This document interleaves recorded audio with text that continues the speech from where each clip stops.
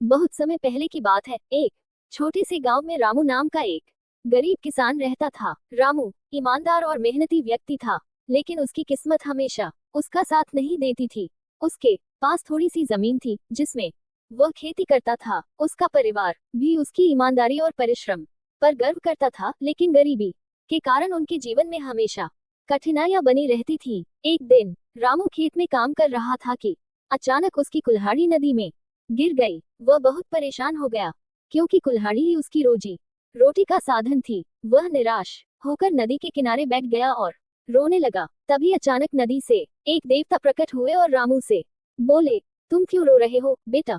रामू ने पूरी ईमानदारी से जवाब दिया, मेरी कुल्हाड़ी नदी में गिर गई है। मैं बहुत गरीब हूँ और नई कुल्हाड़ी खरीदने के लिए मेरे पास पैसे नहीं हैं। कृपया मेरी मदद करें। देवता रामू की सच्चाई और ईमानदारी से प्रभावित हुए। उन्होंने नदी में डुबकी लगाई और सोने की कुल्हाड़ी लेकर बाहर आए। उन्होंने रामू से पूछा, क्या ये तुम्हारी कुल्हाड़ी है?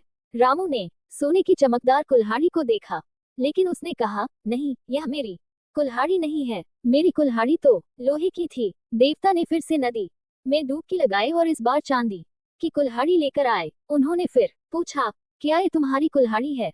रामू ने फिर से ईमानदारी से कहा, नहीं, ये भी मेरी कुल्हाड़ी नहीं है।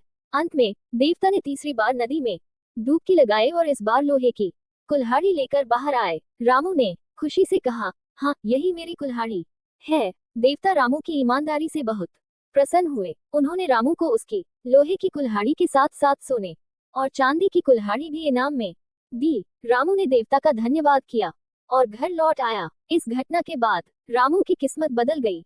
उसने ईमानदारी से अपनी मेहनत जारी रखी और धीरे धीरे उसकी हालत सुधरने लगी। उसकी सच्चाई और ईमानदारी ने उसे और उसके परिवार को गरीबी से निकाल दिया। गांव के लोग भी उसकी कहानी सुनकर सच्चाई और ईमानदारी के महत्व को समझने लगे। ये कहानी बताती है कि सच्चाई की शक्ति सबसे बड़ी होती है। चाहे कितनी भी कठिनाई क्यों ना आए, अगर हम सच्चे और ईमानदार रहें तो सफलता अवश्य मिलेगी। सच्चाई से अर्जित की गई सफलता स्थायी होती है और इससे आत्मसंतोष भी मिलता है। आज भी रामू की कहानी गांव में एक प्रेरणा के रूप में सुनाई जाती है। लोग इसे याद करके अपने जीवन में ईमानदारी और सच्चाई को महत्व देते हैं।